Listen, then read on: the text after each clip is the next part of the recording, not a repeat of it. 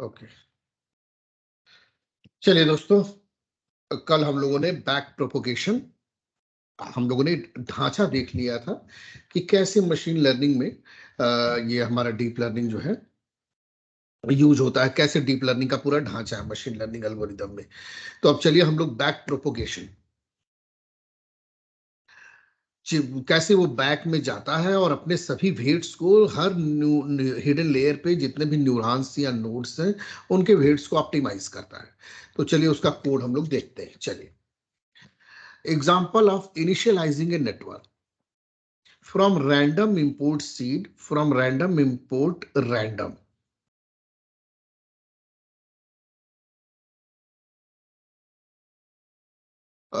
एक सेकंड, जरा मुझे एक सेकंड देना, मैं जरा चेक करूं कि इसका मेरे पास क्या है। P Y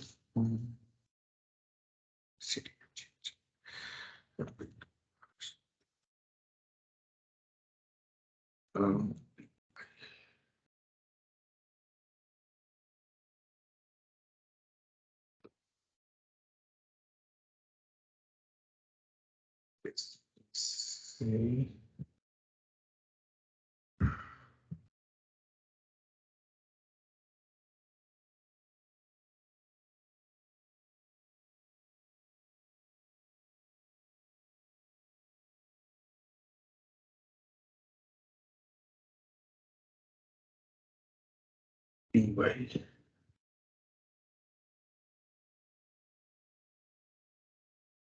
MTS statistics word embedding machine learning TensorFlow logistic regression Linux GitHub feature lab regression।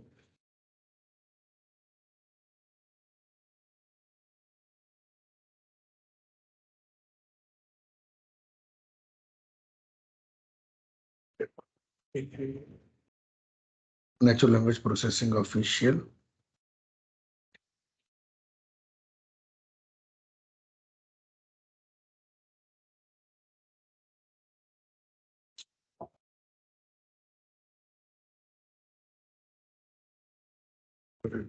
Mail में चेक करता हूँ। Stochastic gradient descent PPT anonymous code university star code।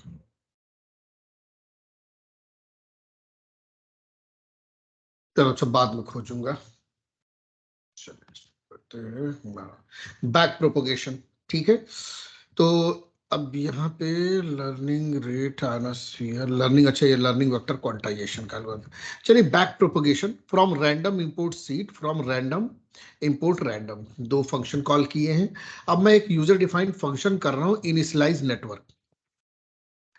N input यानी कि एक एक हिडन लेयर पे कितने तुम्हारे न्यूरॉन्स या नंबर ऑफ नोड्स रहेंगे। फिर मैंने दिया एन हिडन यानी number of hidden layers. An output, output पे कितने रहेंगे न्यूरॉन्स वगैरह। अब देखिए यहाँ पे मैंने एक नेटवर्क नाम का ब्लैंक लिस्ट बनाया है। हिडन लेयर नाम का एक एक ऑब्जेक्ट नेम बनाया जिसमें मैंने एक डिक्शनरी पास की है। देखिए ये स्क्वायर ब्रैकेट क्या है, लिस्ट है। इसके अंदर ये करली ब्रेसेस मतलब डिक्शनरी। तो देखिए करली ब्रेसेस में डिक्शनरी में क्या की वैल्यू पेयर होता है।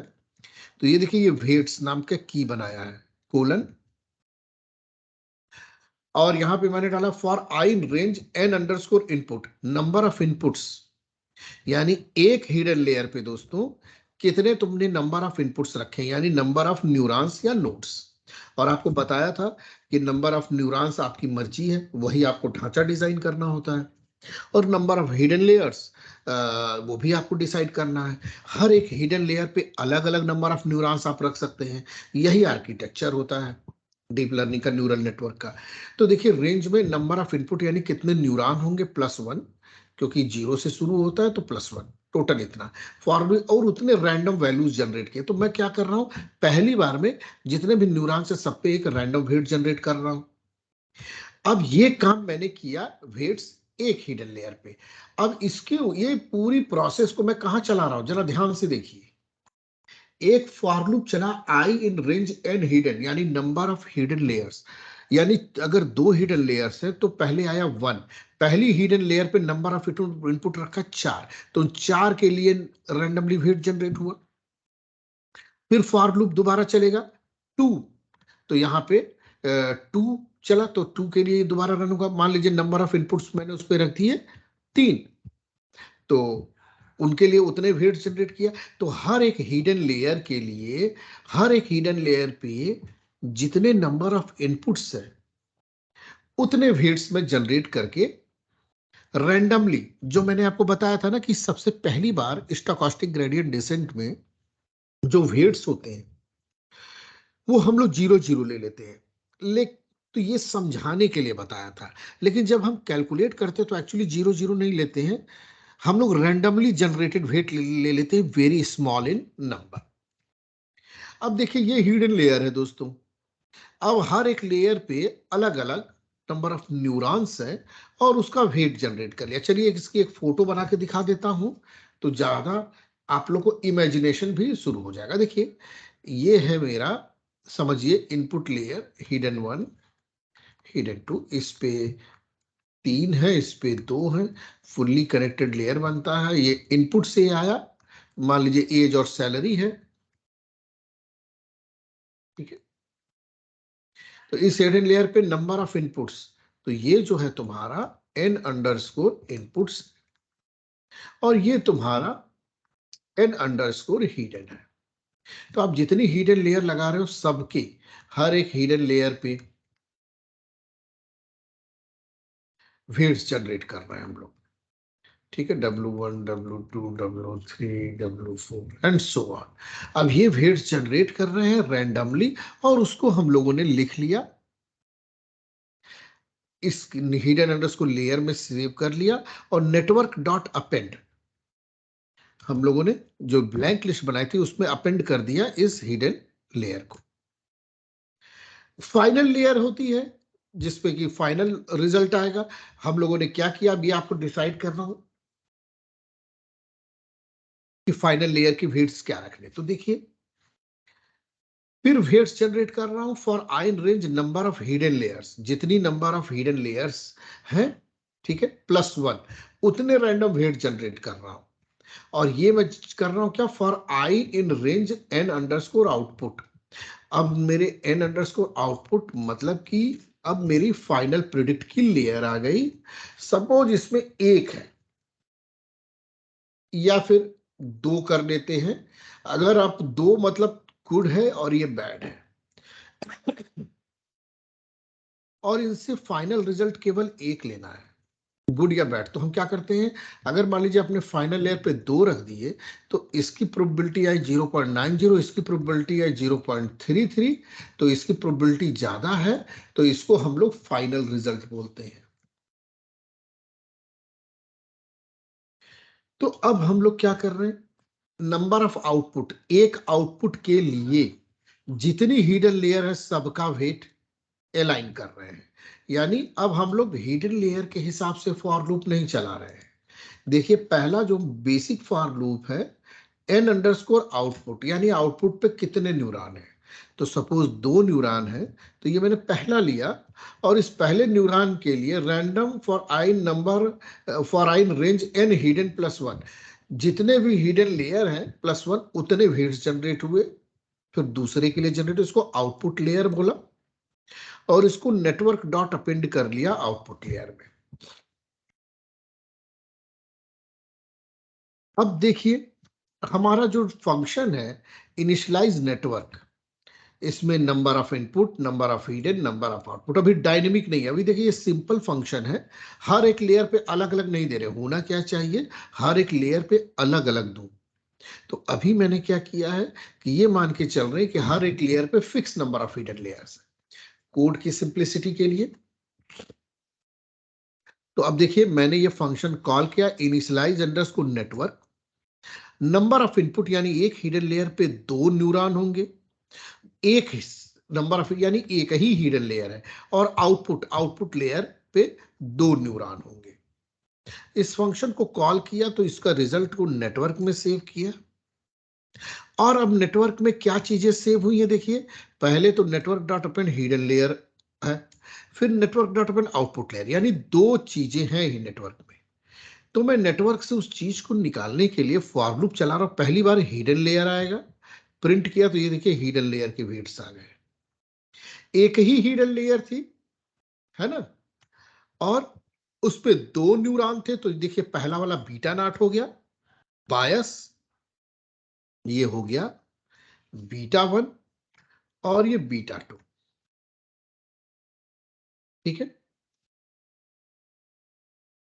अब देखिए ये आउटपुट लेयर को अपेंड किया फाइनल, ठीक है, तो जितने हिडन लेयर है उसके हिसाब से वेट देगा। तो इसने देखिए एक आउटपुट के लिए, अब हम लोगों ने दो आउटपुट डाला, तो एक आउटपुट के लिए ये सेट ऑफ वेट्स जनरेट किए, दूसरे आउटपुट के लिए ये सेट ऑफ वेट जनरेट किए, ठीक है। अब इसको मैं रन करता हूं तो देखिए ये रिजल्ट आ गया हमारा।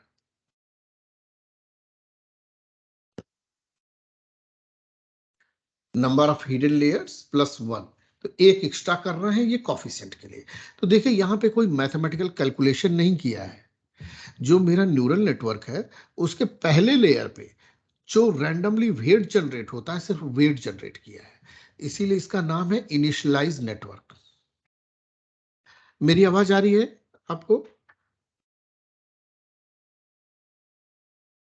हेलो प्रियंवदा?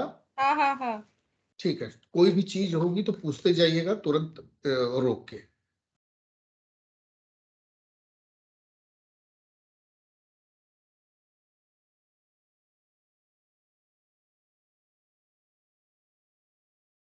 हम आगे कंटिन्यू कर सकते हैं। हाँ हाँ, वो पानी पी रहा था मैं तो। अच्छा, चल, कहीं पे बहुत ज्यादा अच्छा, देखिए एक चीज मैं बताऊं कि देखिए ये आप लोगों की एज कम है, ये बहुत ज्यादा एडवांस लेवल और कॉम्प्लेक्स है। तो किसी लेवल पे ऐसा हो कि ये तो मुझे कई बार करने के बाद भी समझ में नहीं आ रहा है, तो आपको डिमोरलाइज नहीं होना है। इन चीजों को समझने में टाइम लगता है। आप अपनी नौकरी शुरू कीजिए इंटरव्यू देके, नौकरी करते करते करते जॉब करते करते धीरे धीरे सब समझ में आ जाएगा, पहले दिन सब कुछ नहीं आएगा, है ना। तो डिमोरलाइज नहीं होना किसी लेवल पे, ये सब प्रोसेस है। प्रोसेस का मतलब समझ रहे हैं आप लोग कि ये चीजें समझ में आएंगी, थोड़ा वक्त लगता है।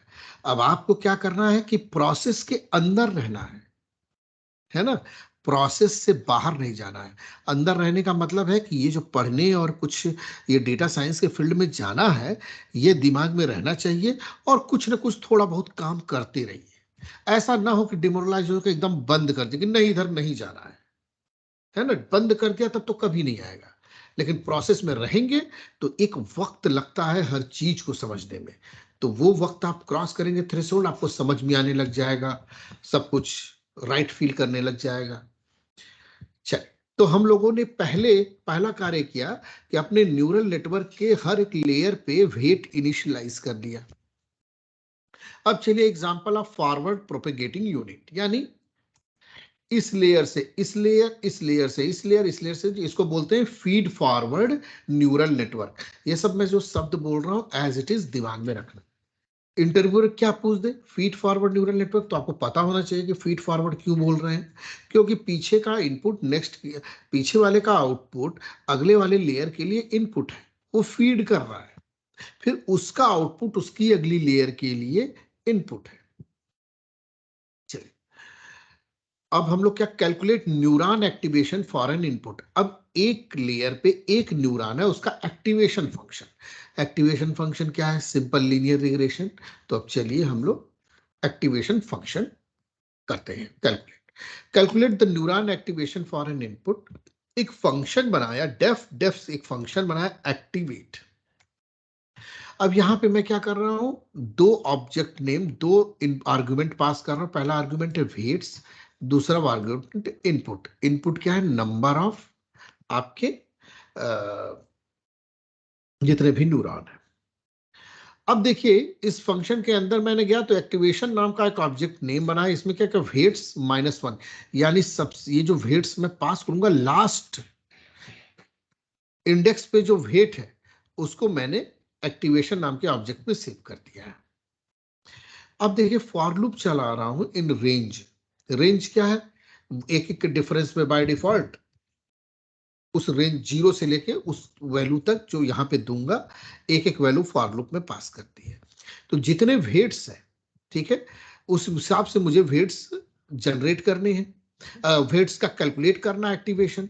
तो देखिए मैंने क्या किया, पहले देखा कि कितने वेट्स हैं, तो कैसे देखूंगा, मैंने उसका लेन लगाया, तो गिनती आ गई काउंट।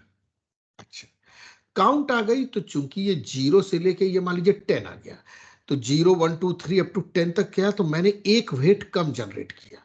ठीक है, क्योंकि हमें जो है एक वेट जो है ये दिख रहे हैं एक वेट, ये कॉफिशिएंट भी हमें डालना होगा ना, है ना। तो अब मैंने क्या किया, एक वेट माइनस कर दिया, अब एक एक वैल्यू आई एक्टिवेशन में। देखिए ये माइनस लास्ट वाले वेट को मैंने कॉफिशिएंट बोल दिया, वही WT, ठीक है, माइनस नीटा डेल्टा सी। तो ये बायस, यानी बायस को क्या बोलते हैं, बीटा नॉट। मशीन लर्निंग में टर्म्स चेंज हो जाते हैं। अब इसी एक्टिवेशन नाम के ऑब्जेक्ट नेम में फॉर लूप चला के बीटा नॉट को छोड़ के बचे हुए वेट्स, बीटा नॉट को ये छोड़ -1 मतलब छोड़ दिया, बचे हुए वेट्स को मैं ऐड कर रहा हूं। Activation is equal to activation plus weights into input I. ठीक है, वेट इंडेक्स आई पे यहां पे जितना है उसमें इनपुट, ये जो इनपुट की वैल्यू पास करूंगा उससे मल्टीप्लाई करके उसी इंडेक्स का इसको एक्टिवेशन में जोड़ देना है। ये हमारा रिटर्न करेगा एक्टिवेशन। अब क्या करना है, ट्रांसफर न्यूरॉन एक्टिवेशन। इस न्यूरॉन एक्टिवेशन को, ये वैल्यू हमें न्यूरॉन एक्टिवेशन ट्रांसफर मतलब कैलकुलेट करना है, समझिए सिंपल। यानी एक लेयर से दूसरी लेयर जो वैल्यू जाएगी वो क्या जाएगी। तो देखिए ट्रांसफर नाम का एक फंक्शन बनाया, इसमें एक्टिवेशन वेट। अब देखिए ये जो है क्या है कि एक लेयर पे जो मल्टीपल वेट्स आ रहे हैं एक न्यूरॉन पे पिछली वाली लेयर का। ठीक है, तो रिटर्न, रिटर्न में क्या कर रहा हूं, 1 divided by 1 plus e raise to the power minus activation. ठीक है, ये लॉजिस्टिक रिग्रेशन का है, यानी सिग्मॉइड का फंक्शन है, 1/1 plus e raise to the power minus y. तो यहां से एक्टिवेशन कैलकुलेट किया और इसका जो रिजल्ट है वो नेक्स्ट लेयर पे जाएगा। हम लोग सिंपली क्या भी कैलकुलेट करके मैं आपको बता रहा था कि यहां से इस पे क्या है, W1 x1 plus W2 x2 plus so on जा रहा है। अब ये हम लोग क्या कर रहे हैं, यहां पे सिंपल लीनियर रिग्रेशन की जगह लॉजिस्टिक से इस लेयर से उस लेयर पे पास कर रहे हैं। सिंपल कोई भी एक्टिवेशन ऑफ फंक्शन लगा रहे हैं, तो यहां पे लॉजिस्टिक का क्या है, 1 plus e raise to the power minus W1 x1 plus W2 x2 plus W1 x1 and so on. ये वाली वैल्यू का यहां पे आ रहा है इस न्यूरॉन पे, या किसी भी एक न्यूरॉन से दूसरे न्यूरॉन। तो यही हम लोग कर रहे हैं। तो ये हमने ट्रांसफर बनवा लिया। Forward propagate input to a network output. अब हम लोग फॉरवर्ड प्रोपेगेट करेंगे, यानी एक लेयर से नेक्स्ट लेयर पे डालेंगे। ठीक है, तो देखिए फॉरवर्ड प्रोपेगेट नाम का फंक्शन बनाया, इसमें दो ऑब्जेक्ट नेम पास किए, नेटवर्क और रो। रो में जो वैल्यू पास किया मैंने इसको इनपुट नाम के ऑब्जेक्ट नेम में असाइन कर दिया है। अब मैंने फॉर लूप चलाया, लेयर इन नेटवर्क, वही नेटवर्क जिसमें वेट्स हैं। तो क्या हुआ, पहली बार जो वेट आया, ठीक है, जो वेट है और एक आउटपुट का वेट, न्यू अंडरस्कोर इनपुट नाम का ब्लैंक लिस्ट बनाया फॉर न्यूरॉन इन लेयर। अब पहले सेट ऑफ जो वेट्स आए हैं इनपुट की लेयर के, जो ऊपर हमने फंक्शन बनाया था उसमें से एक एक वेट उठा रहे हैं, न्यूरॉन में डाला। अब हम लोग क्या कर रहे हैं, एक्टिवेट जो भी ऊपर फंक्शन बनाया है, एक्टिवेट इसको लेकर आए, और इस एक्टिवेट फंक्शन में हमें दो चीज पास करनी थी, वेट्स एंड इनपुट। तो यहां न्यूरॉन वेट्स पास किया, और ये जो रो है ना, रो इज इक्वल टू इनपुट, वही सेम चीज इनपुट बना रहा है, वेट्स इसमें पास किया और इनपुट।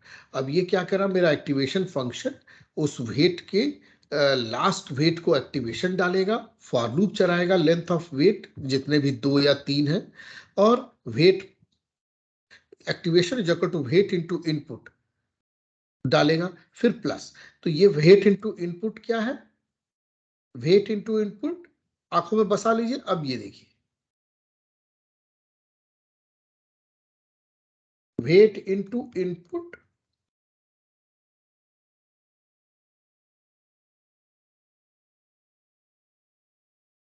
ठीक है, वेट इनटू इनपुट, और इनको हम लोग क्या कर रहे हैं, एक्टिवेशन में सम करते जा रहा है। तो इसका इसका इसका इसका इसका सम हो रहा है, वेट इनटू इनपुट, ठीक है।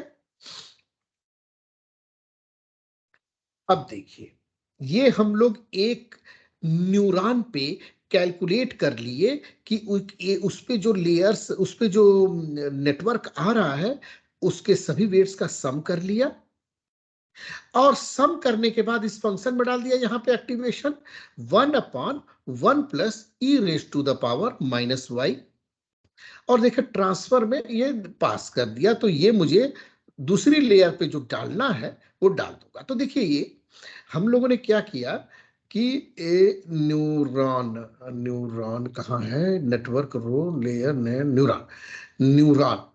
अब हम लोग न्यूरॉन ना, न्यूरॉन ये जो था मेरा ये लेयर, इसी लेयर में की वैल्यू पेयर था। देखिए देखिए न्यूरॉन की लेयर पेयर था, देखिए लेयर से वेट और वैल्यू आ रहा है। देखिए ये क्या है, पहला वाला न्यूरॉन है, वेट और लेयर, वेट और इनकी वैल्यूज रैंडमली जनरेटेड, इसी में मैंने एक की बना दी। अच्छा, आपको पता है डिक्शनरी, आपको पाइथन की डिक्शनरी के बारे में तो पता है ना, हाँ की वैल्यू पेयर होती है, हाँ हाँ पता है। ठीक ठीक है, डन डन।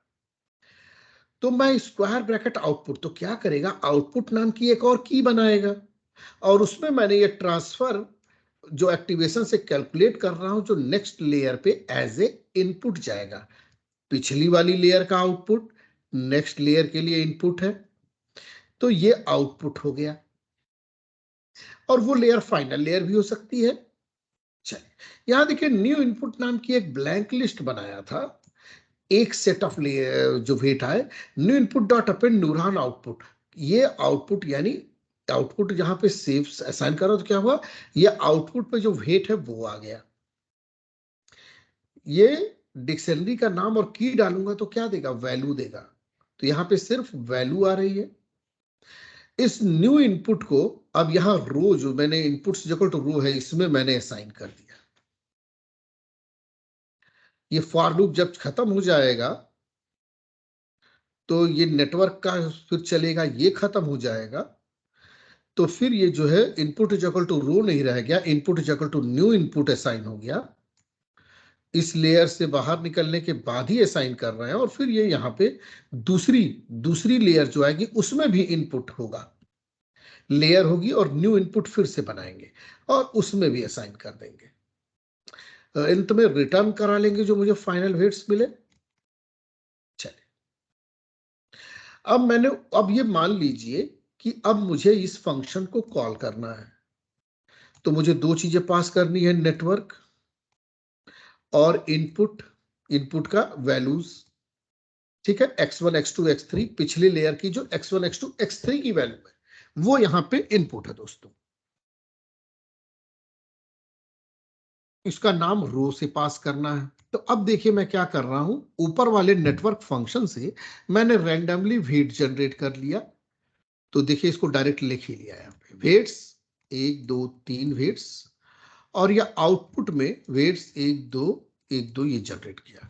अब मेरे पास रो है जो कि पिछले लेयर का जो वैल्यूज है 1 0 और नन। अब मैं फॉरवर्ड प्रोपोगेट में नेटवर्क पास कर रहा हूं, रैंडमली जनरेटेड वेट्स, और ये रो, ये इनपुट की वैल्यू। अब मेरा क्या होगा दोस्तों, फाइनल, ये जो फाइनल लेयर पे जो रिजल्ट है अगर 2 रखा है तो इसके रिजल्ट मिलेंगे, और जिसकी प्रोबेबिलिटी ज्यादा होगी मैं कहूंगा वो वाला फाइनल प्रेडिक्शन है ना। और अभी बैक प्रोपेगेशन भी जाना वेट्स को ऑप्टिमाइज करने के लिए, तो स्टेप बाय स्टेप देखते हैं। तो नेटवर्क फॉरवर्ड प्रोपेगेट में नेटवर्क को रो डाला, तो ये देखिए 2 आ गया। 2 आउटपुट, एक आउटपुट को 66 प्रोबेबिलिटी, एक को 72, इसकी ज्यादा है तो इसको हम फाइनल आउटपुट, फाइनल रिजल्ट मानेंगे। और इसको अब हम लोग क्या करेंगे, एक्चुअल वैल्यू से देखेंगे कि भाई एक्चुअल वैल्यू, अगर मान लीजिए ये वाली कौन सी कैटेगरी थी, कैंसर, तो हम एक्चुअल देखेंगे कि भाई कैंसर प्रिडिक्ट हुआ है ट्रू, ट्रू हुआ है तो सही, नहीं ट्रू हुआ है तो बैक प्रोपोगेशन जाएंगे और इन वेट्स को ऑप्टिमाइज करेंगे।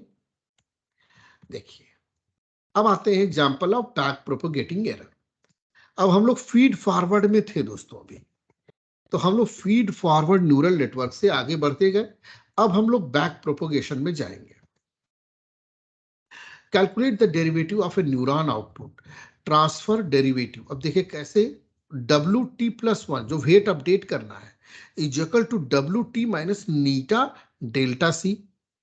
डेल्टा सी क्या है, डिफरेंशिएशन है कॉस्ट फंक्शन का। कॉस्ट फंक्शन क्या है, actual minus predicted, y minus y hat is equal to error. तो एरर का डिफरेंशियल है, उसको नीटा से मल्टीप्लाई करेंगे। और अभी जो मेरा करंटली जो वेट है एक न्यूरॉन का, उससे हम लोग सब्ट्रैक्ट करेंगे तो हमारा ले नया वेट आ जाएगा।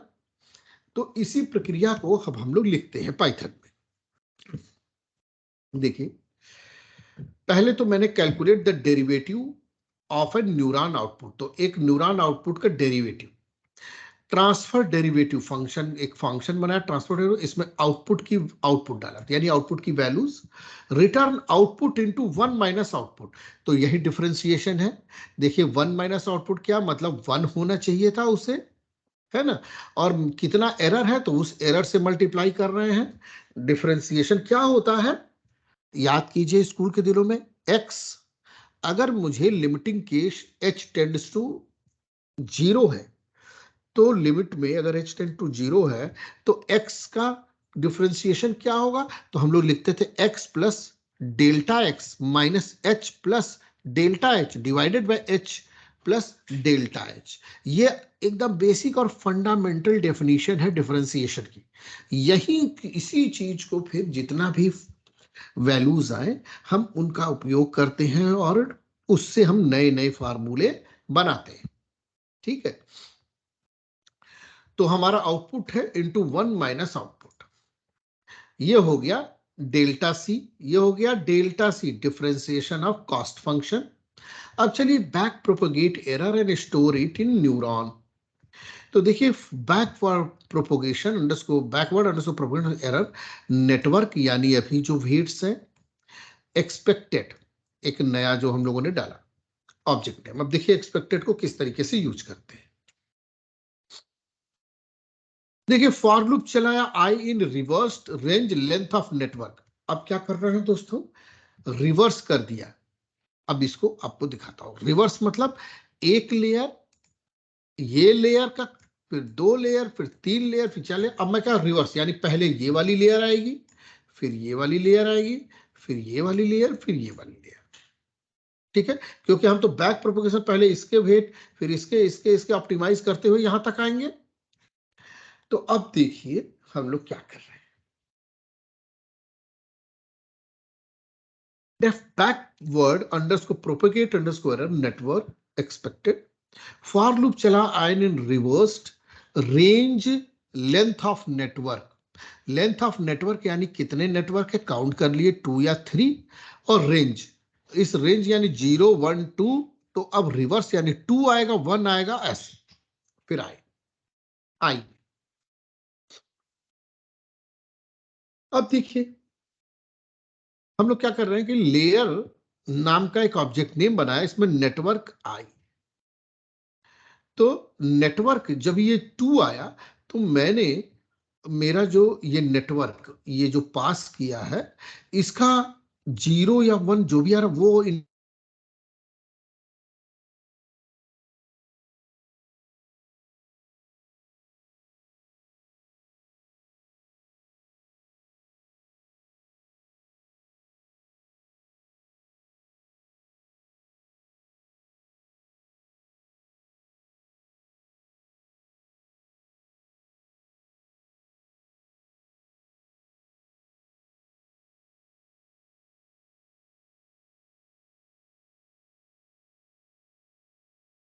हेलो।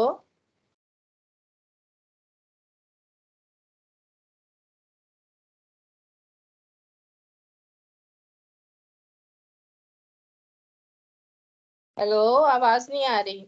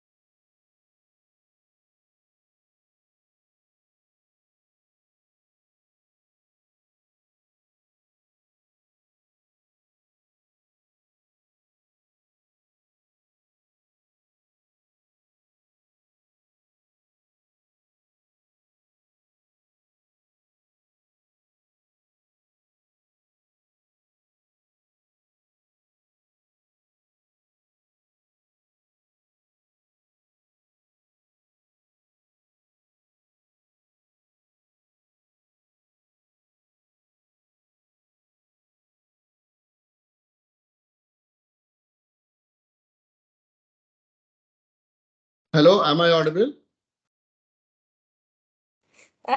हाँ। There was a disconnect in internet, so okay. मैं कहाँ पे था, जरा एक बार याद बताइए, मुझे पता ही नहीं चला कहाँ पे ब्रेक हो गया। वो बैक प्रोपोगेशन न्यूरल नेटवर्क में स्टोरेज। हाँ, ये back propagate error and store in neurons में थे। यहाँ पे थे ठीक है। शायद, न्यूरॉन नेटवर्क I+1 इस वाले पे थे शायद। अच्छा ठीक है, चलिए। तो हम लोग बैकवर्ड प्रोपोगेट एरर नेटवर्क और एक्सपेक्टेड बनाया हमने, और रिवर्स कर रहे हैं, यानी पीछे से लेयर्स ले रहे हैं। मतलब पहले ये वाली लेयर, फिर ये वाली लेयर, फिर ये, फिर ये। तो नंबर को हमने रिवर्स कर दिया है।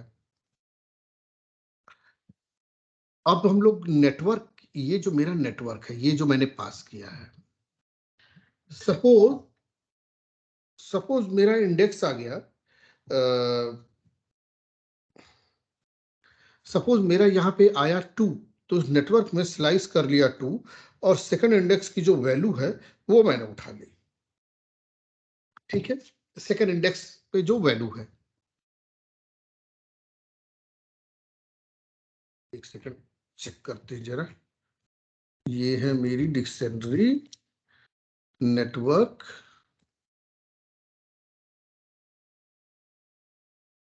ओहो सॉरी, नेटवर्क तो लिस्ट है, इसमें से तो स्लाइस कर ही सकते हैं। मुझे लगा डिक्शनरी को स्लाइस कर रहा है। ठीक है, डिक्शनरी को स्लाइस नहीं किया जा रहा है, या नेटवर्क जो है लिस्ट है, तो 0 1 इंडेक्स से हम उठा सकते हैं। और ये क्या है, लिस्ट ऑफ डिक्शनरीज है। इसमें क्या है, डिक्शनरीज की लिस्ट है, यानी एक लिस्ट है जिसमें कई सारी डिक्शनरी है।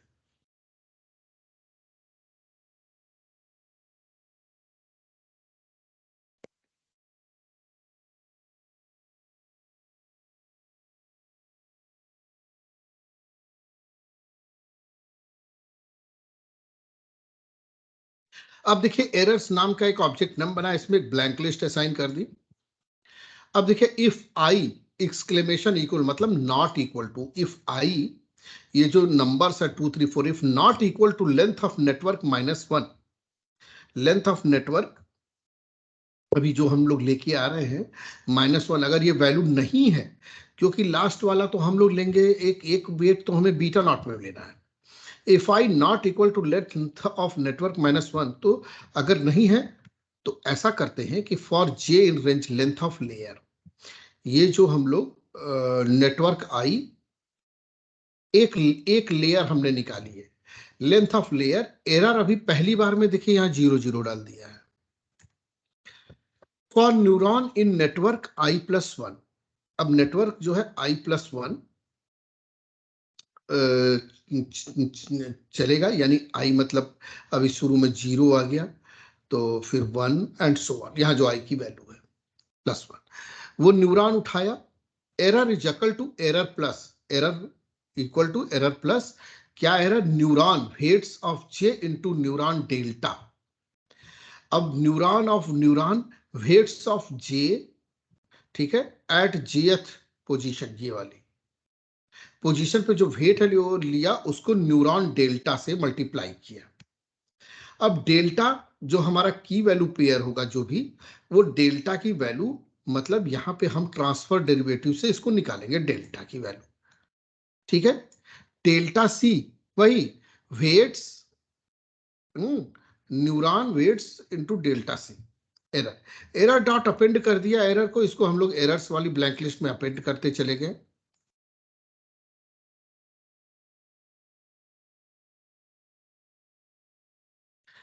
अगर j if i not equal to length of network -1 ऐसा नहीं है, तो for j in range length of layer चलाइए, लेयर में से j, अब ये जो मेरी सॉरी ये लेयर है, इसमें से jth इंडेक्स पे जो वैल्यू उसको लीजिए और उसको एक नाम दिया न्यूरॉन, एंड देन एरर्स में मैंने अपेंड किया एक्सपेक्टेड j, यहां पे जो मैं डालूंगा एक्सपेक्टेड, क्या एक्सपेक्टेड होना चाहिए, तो एक्सपेक्टेड क्या हो सकता है, यानी एक्चुअल, एक्चुअल, ठीक है,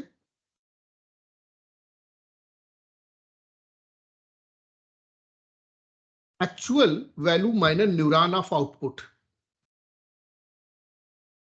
तो जो मेरा रिजल्ट आया है फाइनल लेयर पे आउटपुट वाले इंडेक्स में, आउटपुट वाली डिक्शनरी में, उसको एक्चुअल से माइनस करेंगे हैं, और ये एरर हम सम करते चले जाएंगे।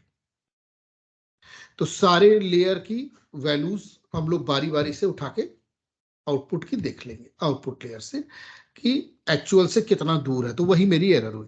अब for j in range length of layer, अब लेंथ ऑफ लेयर उसमें बार बार चला रहे हैं जितनी लेयर है, लेयर जे न्यूरॉन, अब neuron delta is equal to error of j into transfer of derivative,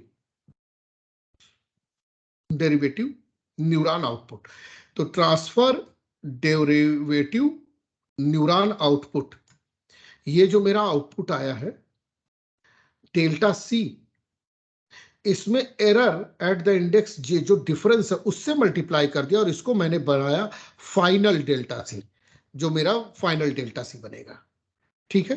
तो ये मेरा डेल्टा सी बन गया। और अब हम लोग क्या करेंगे, बैकवर्ड प्रोपोगेट एरर, अब ये हम लोगों ने एरर देख ली, चलिए हम लोग क्या करते हैं, test back propagation of error, network output, ये आउटपुट है, ये वेट्स है, तो ये वेट डाला, ये आउटपुट आया, ये वेट डाला, ये आउटपुट आया, ये इनर, ये मेरे न्यूरल नेटवर्क के वेट्स है, ये आउटपुट लेयर पे वेट है, ये इनर लेयर के वेट है, ठीक है। और एक्चुअल वैल्यू क्या है, 0 और 1, इसके लिए 0, इसके लिए ये मतलब 0 या 1 में से कोई एक होगा, तो हम लोग क्या करेंगे, ये मान लीजिए 1 है और ये 0 है, तो ये वाली प्रोबेबिलिटी ज्यादा है, तो ये फाइनल रिजल्ट कहलाएगा, तो 1 से मैच हो जाएगा। चलिए back propagate error network expected, इसको रन करते हैं, तो ये देखिए हमारा ये रिजल्ट आ गया, आउटपुट वेट्स डेल्टा, ठीक है, डेल्टा सी इतना आ गया, आउटपुट वेट्स डेल्टा सी इतना आ गया, वेट्स डेल्टा इतना आ गया, तो इतना तक हम लोगों ने कैलकुलेट कर लिया।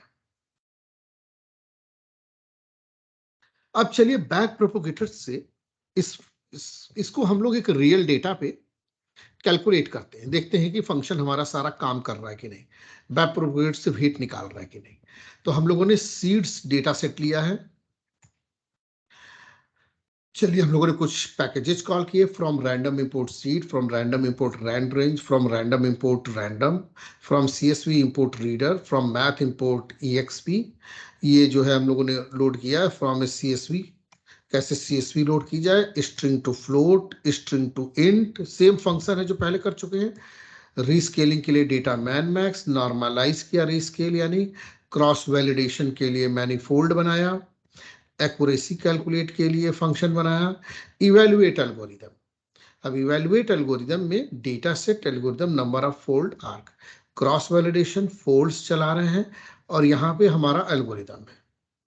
एक्यूरेसी अंडरस्कोर मीट्रिक जो फंक्शन है वो कॉल हुआ है।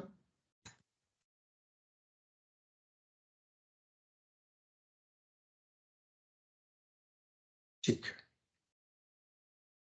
अब calculate neuron activation for an input. तो न्यूरॉन का एक्टिवेशन का फंक्शन हमने कॉल कर लिया। डेप्थ ट्रांसफर, एक लेयर से दूसरे लेयर पे जाने के लिए फाइनल कैसे कैलकुलेट होगा। फॉरवर्ड प्रोपोगेट, तो फॉरवर्ड प्रोपोगेट कैसे होगा, कैसे वेट्स जो है एक्टिवेट कर रहे हैं, वेट्स और इनपुट हर एक लेयर पे, हर एक लेयर पे हर एक नोड का वेट। हाँ हेलो, आवाज गई क्या?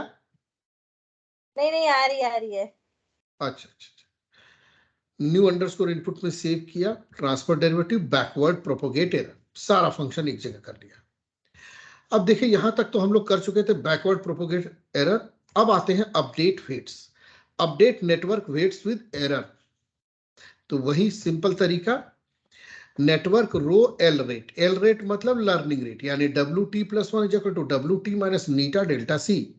देखिए for I range length of network, अब मैं रो यानी एक लेयर के जो इनपुट की नोड्स है, तो बिगिनिंग से लेके लास्ट तक -1 तक, बिगिनिंग से लेके -1 तक, -1 यानी लास्ट तक, ठीक है, इज इक्वल टू इनपुट्स, इसको हम लोगों ने दे दिया इनपुट।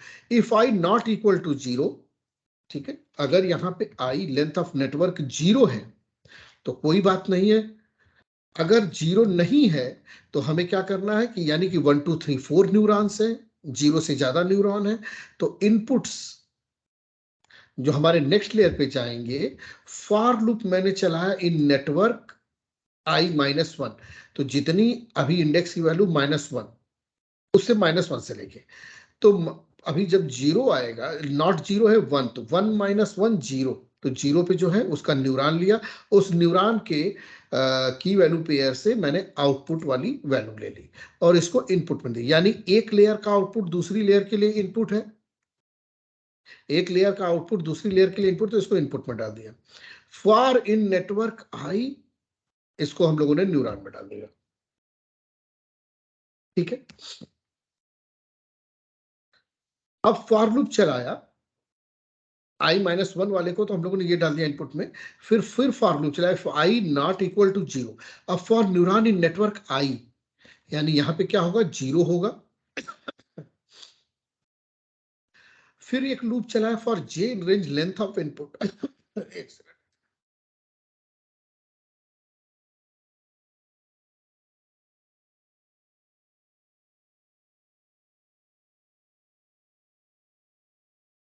चलिए, for j in range length of input, तो एक लेयर का, ये वाली नेटवर्क, ये जो लेयर है उस पे जो इनपुट है, मैंने क्या किया, न्यूरॉन वेट्स नाम का की बनाया, उसमें जे इंडेक्स पे मैंने क्या किया, equal to this weight plus learning rate, ठीक है।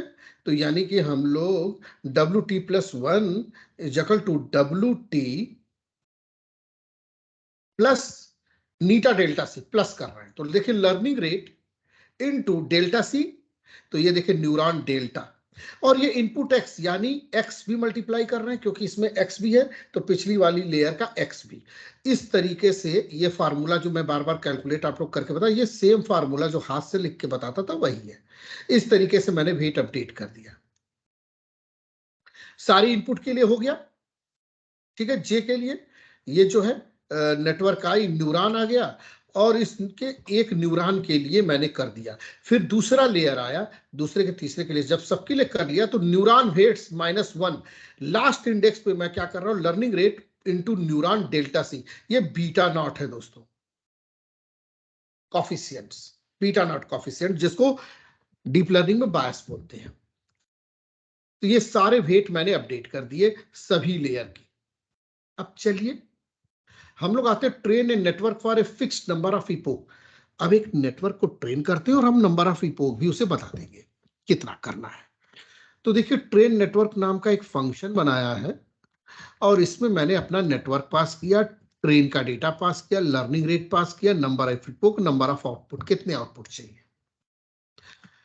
कोलन, फिर गए for underscore in range number of epoch. ये अंडरस्कोर मतलब इसको चला रहा हूं कितनी बार, जितनी इपोक है। इसके अंदर मैं क्या कर रहा हूं, ट्रेन का डेटा, एक पहली रो का डेटा आया, ट्रेन का डेटा डाला, पहली रो का डाला। ऐसे फॉरवर्ड अंडरस्कोर प्रोपोगेट में नेटवर्क जो वेट इनिशियली जनरेट किया था और ये रो, एक रो डाल दी, ठीक है। जब रो डाल दी इसके जो फॉरवर्ड नेटवर्क से, तो ये क्या कर रहा है, आउटपुट को अपडेट कर दे रहा है। मैं क्या कर रहा हूं, जितने भी नंबर ऑफ आउटपुट्स है उतनी बार इसे चला रहा हूं और हर बार इसमें एक्सपेक्टेड वैल्यू 0 डाल रहा हूं। अब ये क्या होता है, इसका जो एक्यूरेसी होती है वो तो 0 के करीब होती है। Cost function logarithmic loss calculate होता है। Expected row -1 is equal to 1। अब सभी एक्सपेक्टेड वैल्यू में मैंने 0 डाल दी। उसके बाद मैं क्या कर रहा हूं, रो में गया, इस रो में -1 लास्ट इंडेक्स वैल्यू पे मैंने 1 डाल दिया। अब बैकवर्ड प्रोपोगेट एरर, ये जो हमारा फंक्शन है बैकवर्ड प्रोपोगेट एरर, यानी वेट्स को क्या कहते हैं कि डेल्टा कैलकुलेट करने का। नेटवर्क और एक्चुअल वैल्यू डाल दिया तो डेल्टा कैलकुलेट हो गया। अपडेट वेट्स में नेटवर्क रो और लर्निंग रेट डाल दिया तो वेट्स अपडेट हो गए। तो ये जब फंक्शन चलेगा, मान लीजिए इनपुट 10 बार चला तो 10 बार कंप्लीट डेटा पे रन करके ये वेट अपडेट कर देगा। अब चलिए इनिशियलाइज वेट, नेटवर्क के वेट्स को इनिशियलाइज करता हूं। अब make a predict with a network. अब हम लोग इस फंक्शन को, सब कुछ हो गया है, प्रिडिक्शन का फंक्शन बना रहे हैं। डेफ प्रिडिक्ट नेटवर्क और रो, फॉरवर्ड अंडरस्कोर प्रोपोगेट में नेटवर्क डाला और रो डाला तो सेम देखिए फॉरवर्ड प्रोपोगेट क्या है, जाते जाते फाइनल लेयर पे जो आ रहे रिजल्ट उसको एक बार चला दो, देखो मैंने क्या किया, प्रिडिक्ट का फंक्शन कैसे बनाया, देखिए इनपुट की लेयर है, एज, सैलरी, एक रो का डेटा गया, हिडन लेयर 1 इस पे 3 बना दिया, हिडन लेयर 2 इस पे 1 2 3 4 बना दिया और ये फिर आउटपुट बना दिया, कैंसर नॉट कैंसर, और y minus y hat is equal to error, और ये बैक प्रोपोगेशन, वेट्स को ऑप्टिमाइज कर रहे हैं, WT+1 is equal to WT plus eta delta C, यही कर रहे हैं। इसके एक एक वेट को, फिर इसके वेट को, फिर इसके वेट को, इसको वेट करके कर लिया, फिर इस लेयर पे गए, फिर इसके, यानी एक नेटवर्क की एक लेयर ले रहा हूं और उसके सभी नोड्स पे अपडेट कर रहा हूं। अब देखिए जब वेट्स अपडेट हो गए, ये मेरे फाइनल है, W1 final, W2 final, W3 final. तो मैं क्या करूं, एक रो का डेटा डालूं और ये फाइनल रो पे यहां तक बस चला दूं, तो ये एक्चुअल प्रिडिक्शन हो गया। यही तो करना है मुझे, सारे वेट्स मैंने डाल दिए और ये इसका प्रिडिक्टेड वैल्यूज आ गए एक लेयर। तो यही हमें करना है। तो इसीलिए फॉरवर्ड प्रोपोगेट फंक्शन को लिया, नेटवर्क और एक रो का डेटा, इसको output dot index max output. क्योंकि अगर मैं फाइनल लेयर पे दोस्तों अगर यहां 2 रखता हूं तो इन दोनों में जो मैक्स वाली है वो वाली कैटेगरी मेरी फाइनल प्रेडिक्शन है, ठीक है। तो वही हम लोगों ने किया है। Output dot index max dot index पे ये मैक्स आउटपुट जोड़ दिया हमने, ये मेरा प्रिडिक्शन हो गया। अब चलिए इसको एक जगह लिख देते हैं, back propagation algorithm with stochastic gradient descent. अब ये हमारा बैक प्रोपोगेशन एल्गोरिथम है विद स्टोकास्टिक ग्रेडियंट डिसेंट। मैं इसमें train, test, learning rate, epoch, number of hidden layer सब डिफाइन कर रहा हूं। ट्रेन डेटा डाला, length of train at 0 index -1, तो टोटल लेंथ आ गई मेरी, नंबर ऑफ इनपुट्स अब ये आ गया लेंथ ट्रेन 0 इंडेक्स का मतलब दोस्तों क्या हुआ, नंबर ऑफ कॉलम -1, तो 0 1 2 3 4 5 6 7 8 9 10, एक कम कर दो क्योंकि एक टारगेट कॉलम होगा, तो ये मेरा दोस्तों नंबर ऑफ इनपुट्स हो गया, यानी नेम एज जितने कॉलम्स है। नंबर ऑफ आउटपुट, रो, एक रो का डेटा डालो, ठीक है, -1। अच्छा, for row in train, train वाला डेटा डाला रो में -1, यानी लास्ट कॉलम, लास्ट वैल्यू ले रहा। सेट, तो लास्ट वाला कॉलम में अगर टारगेट है तो -1, अगर कोई और है तो वो वाला नंबर लिखना होगा। सेकंड लास्ट कॉलम अगर टारगेट कॉलम है तो -2, थर्ड लास्ट कॉलम अगर वो है तो -3 एंड सो ऑन। तो वो वाला कॉलम मेरा आ गया टारगेट का, उस पर सेट लगा दिया। सेट क्या करता है दोस्तों, यूनिक वैल्यूज देता है। तो मुझे अगर मान लीजिए मेल फीमेल तो 2 यूनिक वैल्यूज मिली, उसकी लेंथ ली, तो ये नंबर ऑफ आउटपुट। तो टारगेट कॉलम की जितनी डिस्टिंक्ट कैटेगरी है वो मेरी n आउटपुट्स हो गई। अब देखिए इनिशियलाइज अंडरस्कोर नेटवर्क। अब देखिए क्या करें, नंबर ऑफ इनिशियलाइज, हम नेटवर्क को इनिशियलाइज कर रहे हैं, यानी रेंडमली पहली बार चलाने के लिए वेट जनरेट करना है। तो देखिए n इनपुट, कितनी इनपुट होंगे यानी कितनी न्यूरॉन या नोड्स होंगी एक लेयर पे, n हिडन, कितनी नंबर ऑफ हिडन लेयर्स, और n आउटपुट, कितने आउटपुट आप रखना चाहते हैं। इसको मैंने नाम दिया नेटवर्क। अब देखिए ट्रेन अंडरस्कोर नेटवर्क फंक्शन, ये देखिए ट्रेन अंडरस्कोर नेटवर्क में for propagate, back propagation, update weight, ये सब ऑलरेडी कॉल्ड है। तो मैंने सीधे ट्रेन नेटवर्क को कॉल किया,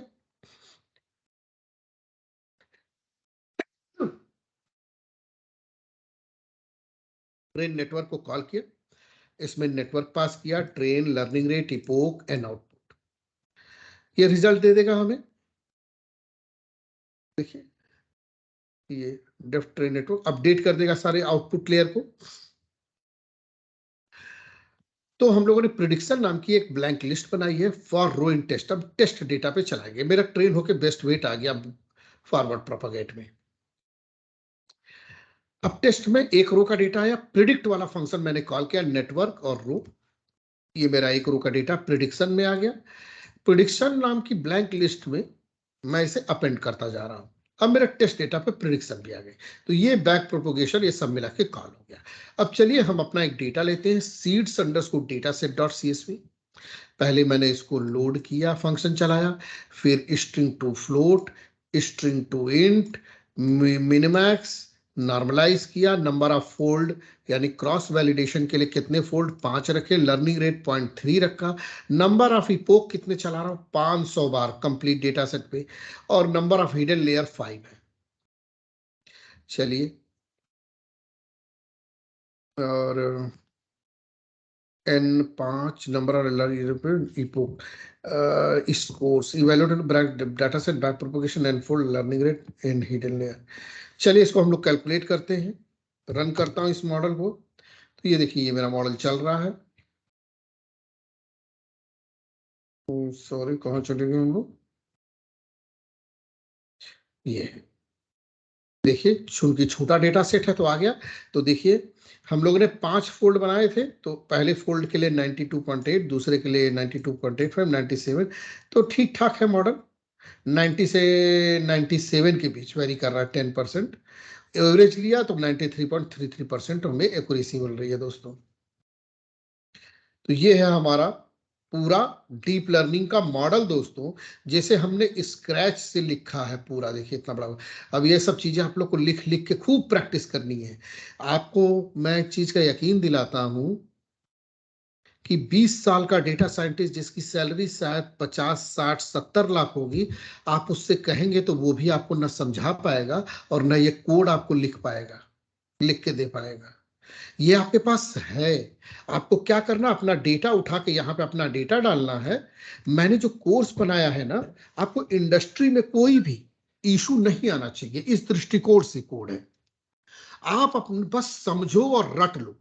आपको इंडस्ट्री में जाना है वो डेटा उठाना है, अपने इसमें डालना है और इस कोड को रन कर देना है। और यहाँ पे छोटी छोटी वैल्यू अलग अलग चेंज करके देखो, रिजल्ट बेहतर आ रहा है। सब कुछ एकदम बटन दबाने जैसा काम होता है ना, कि एक सॉफ्टवेयर बनाया, बटन दबाया और सब हो रहा है। उसी तरीके से आपको ये बटन नहीं दबाना, कोड को कंट्रोल एंटर करना है या शिफ्ट एंटर, कंट्रोल एंटर या शिफ्ट एंटर। ठीक है, ये कोड रन का, तो इस कोड को समझना है, रटना है और यूटिलाइज करना है। चलिए फिर थोड़ा सा आगे बढ़ते हैं, कुछ पूछना है तो पूछिए, नहीं तो फिर हम लोग आगे बढ़ेंगे। आगे बढ़ते हैं। ठीक, अब देखिए example of training a network buy back propagation, तो सेम चीज है, सारे कोड को दोबारा लिखा गया है। From math import exponential, from random import seed, from random import random, initialize network, calculate neuron activation for an input, activate, transfer, forward propagate, transfer derivative, backward propagate error, update weights, train network। और यहाँ पे हम लोग क्या कर रहे हैं, train network में आउटपुट फॉरवर्ड में फिर सेम वही काम कर रहे हैं, बस अपडेट वेट्स यहाँ पे मैं प्रिंट कर रहा हूँ हर एक इपोक का लर्निंग रेट और सम ऑफ एरर, और मैंने अपना मैनुअली रिटर्न डेटा डाल रहा हूँ। ठीक है, तो चलिए मैनुअली रिटर्न डेटा डाल रहे हैं हम लोग और इसको देखते हैं, तुरंत आ गया रिजल्ट। तो पहले इपोक पे देखिए 6.35, इस तरीके से आप हर इपोक पे मॉनिटर भी कर सकते हो। और इपोक 19 पे लर्निंग रेट 0.5 है, एरर देखिए यहां घटती चली गई है 1.13, तो सबसे कम एरर यहीं आई है 1.13। तो इस इपोक पे देखिए 0 से 19 मतलब 20 इपोक रन हुए, तो इस इपोक पे जो वेट्स थे उसको भी प्रिंट करा लिए हम लोगों ने। अब ये हमारे बेस्ट वेट्स है, इसको यूज करेंगे प्रिडिक्शन में। तो एग्जांपल ऑफ मेकिंग प्रिडिक्शन, तो चलिए प्रिडिक्शन देखते हैं।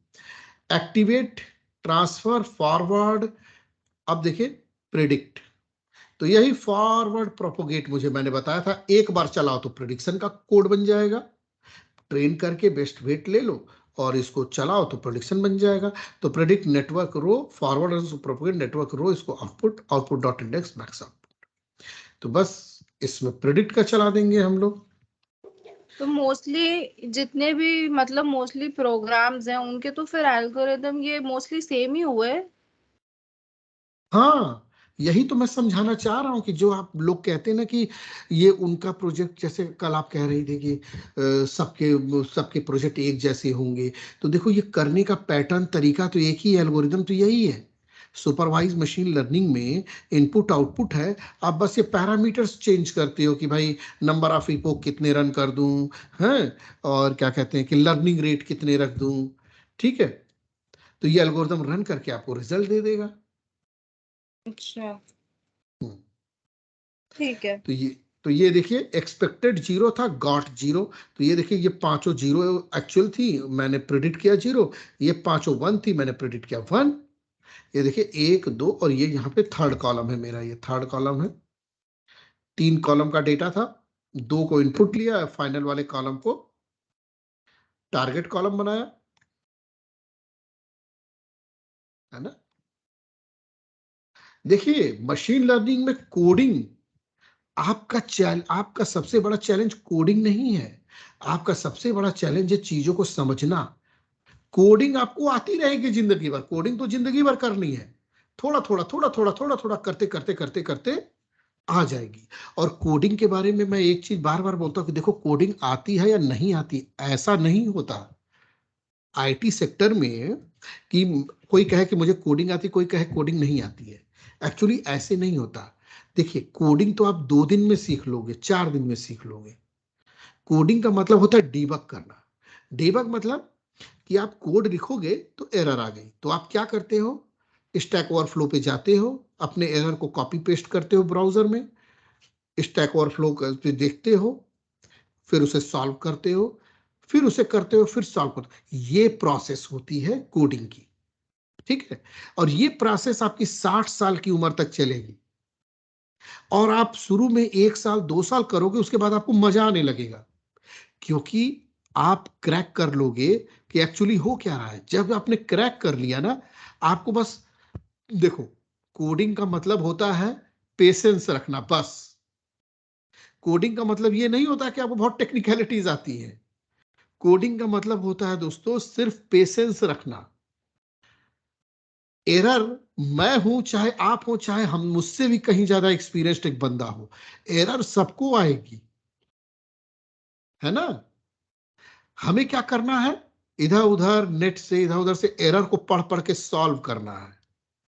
दुनिया में लोग जो शो ऑफ करते हैं उस पर मत जाओ। लोग शो ऑफ क्या करते हैं, मैं कोडर हूं, आंख बंद करके बटन दबा रहा, और ये सब फिल्मी बातें हैं, है ना। दबाते होगे तो दबाते होगे, मुझसे क्या, है ना। जो तुम्हारा मन करे करो। तो कोडिंग का मतलब क्या है कि आप प्रॉब्लम सॉल्व कीजिए, आपको एरर हरदम आएगी, हर पल आएगी, आपको पढ़ पढ़ के उसको बस सॉल्व करना है। और ये कब होगा, जब आप घबराओ नहीं। कोई एरर आए तो देखो, ये रोजमर्रा की पढ़ाई नहीं है कि एक लाइन लिख दी तो सही ही होगी, है ना। यहां एक लाइन लिखोगे वो गलत होगी, याद करके मान के चलो, तुम्हें उसे ठीक करना है इंटरनेट से देख के, और यही पूरी जिंदगी चलेगा। तो ये पेशेंस रखना है कि गलतियों पे घबराना नहीं है। गलतियां इनएविटेबल है। स्टैटिस्टिक्स हमेशा याद रखो कि गलती को, एरर को, देखो जब मैंने बीएससी और एमएससी में एडमिशन लिया दोस्तों, तो हमें जो पहली चीज सिखाई गई कि गलती तो होगी ही होगी। जो एक चीज शाश्वत है, मतलब कि परपीचुअल है, in perpetuity, which is the truth like sunrises in east, वो ये है सच कि गलती तो होगी ही। You can not remove error, ये स्टैटिस्टिक्स का पहला नियम है। आपको गलती को मिनिमाइज करना है बस। तो यही कोडिंग है कि गलती तो होगी ही होगी, तुम्हें क्या करना है, धीरे धीरे धीरे उसको आइडेंटिफाई करके दूर करना है। वो दूर कर दोगे तो ऐसा नहीं कि अगली नहीं होगी, फिर होगी, फिर उसे भी तुम्हें पेशेंटली देख के इधर उधर से इंटरनेट से दूर करना है। यही कोडिंग है बस। नहीं तो आप लैंग्वेज सीखना चाहोगे तो जावा, पाइथन, सी प्लस प्लस, दुनिया भर की चार चार दिन लगाओ, सारी आ जाएगी, है ना। तो ये चीज है। चलिए अब आते हैं दोस्तों एंसेंबल एल्गोरिदम पे। अब देखिए एंसेंबल एल्गोरिदम क्या है। एंसेंबलिंग मतलब क्या होता है, दो चार चीजों को मिलाना। हम लोगों ने एंसेंबल के एल्गोरिदम पढ़े थे, रैंडम फॉरेस्ट। फिर हम लोगों ने दो तरह के एंसेंबल में एल्गोरिदम पढ़े थे। एक था एल्गोरिदम जो बूट स्ट्रैप एग्रीगेशन था दोस्तों। दूसरे तरह के मशीन लर्निंग एल्गोरिदम थे, वो थे दोस्तों बूस्टिंग के। तो एंसेंबल में दो तरह के एल्गोरिदम होते हैं, बूटस्ट्रैप एग्रीगेशन और बूस्टिंग। अब बूटस्ट्रैप एग्रीगेशन क्या है कि या तो एक ही एल्गोरिदम को बहुत बार रिपीट करो अपने डेटाबेस से, रैंडमली 70% या जो भी सिलेक्ट कर रहे हो, बार बार रैंडम सिलेक्शन करो, उस पर मॉडल रन करो। जैसे डिसीजन ट्री को 100 बार रन किया, उसका एवरेजेस, उसका फिर फाइनल जो रिजल्ट है उसमें वोटिंग करवा ली, तो ये बन गया रैंडम फॉरेस्ट। इसको बूट स्टेप एग्रीगेशन कहते हैं। लीनियर रिग्रेशन क्या है, रिग्रेशन में कि एक ही मॉडल को बहुत बार रिपीट किया फिर उसका एवरेजेस ले लिया। ये है बूट स्ट्रैप एग्रीगेशन, यानी बार बार रिपीट करो एक्सपेरिमेंट को और उसका एवरेजेस लो। दूसरा तरीका है बूस्टिंग, यानी अपने वीकर मॉडल को स्ट्रॉन्गर बनाओ।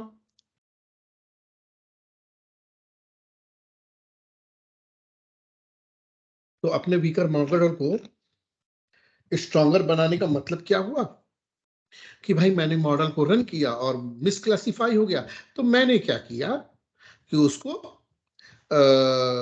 वेट्स को अपडेट किया, कोफिशिएंट्स को, और फिर रन किया तो पता चला कि वो सही हो गया और कोई और गलती कर गया। इसको तब तक रिपीट करते रहे जब तक कि हमें फाइनल रिजल्ट नहीं मिल गए। ठीक है, तो ये कहलाता है दोस्तों boot strap boosting, sorry boosting. इसके बड़े फेमस एल्गोरिदम है जैसे जीबीएम, ग्रेडियंट बूस्टिंग मशीन। एक और फेमस एल्गोरिदम है एक्सजी बूस्ट। तो चलिए हम लोग इसको करते हैं। आई थिंक थोड़ा ब्रेक ले लिया जाए। ठीक है। अभी बज रहा है, अभी टाइम हो रहा है 11:37। तो 37, 38, 39, 40। तो हम लोग मिलते हैं 12 बजे, ठीक है। ओके। 23 minutes later. चलिए। ओके, 12 बजे।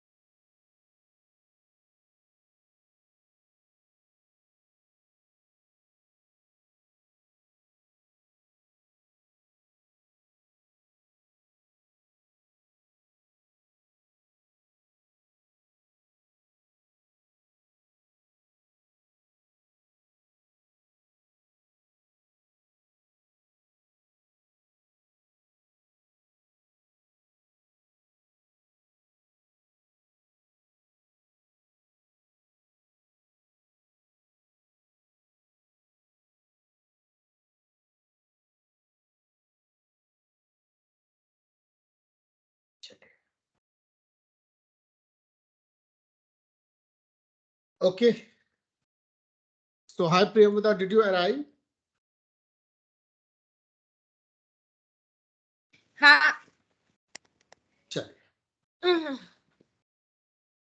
तो अब हमारा बूटस्ट्रैप एग्रीगेशन है, ठीक है। तो बूटस्ट्रैप एग्रीगेशन कुछ नहीं, हमारा जो रैंडम डिसीजन ट्री है उसी को हम लोग करते हैं, ठीक है। जैसे सब कुछ देखिए वही है, ट्रेंड टेस्ट स्प्लिट, गिनी कोफिशिएंट, ठीक है, गेट स्प्लिट।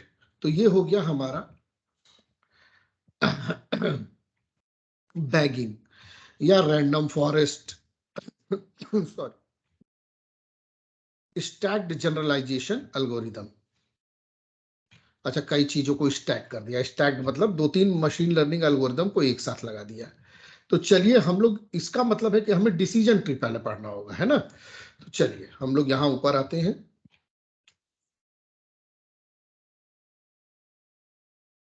लॉजिस्टिक रिग्रेशन,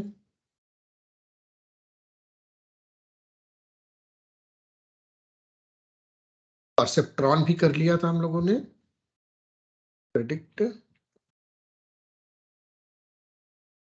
और लॉजिस्टिक रिग्रेशन को कैसे स्टोकास्टिक ग्रेडियंट डिसेंट से करते हैं। अब चलिए कार्ट, कार्ट क्या है, डिसीजन ट्री का मॉडर्न नेम है cart, classification and regression trees, क्योंकि अब डिसीजन ट्री सिर्फ क्लासिफिकेशन ही, रिग्रेशन के लिए भी यूज होता है।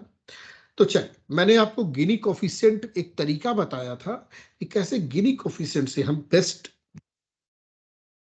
स्प्लिट पॉइंट चुनते हैं, ठीक है। तो गिनी कोफिशिएंट का मतलब एक दूसरे शब्दों में समझे तो डिस्टर्बेंसेस है, एंट्रोपी है, सारे ये फार्मूले एक ही हैं, आप देखेंगे आरओसी कर्व में भी गिनी कोफिशिएंट, एंजल्स कर्व इकोनॉमी में वो भी गिनी कोफिशिएंट है। तो अब देखिए गिनी कोफिशिएंट का फार्मूला डिटेल में बताया था, अब देखिए उसी गिनी कोफिशिएंट का गिनी का हम लोग कैसे कैलकुलेट कर रहे हैं।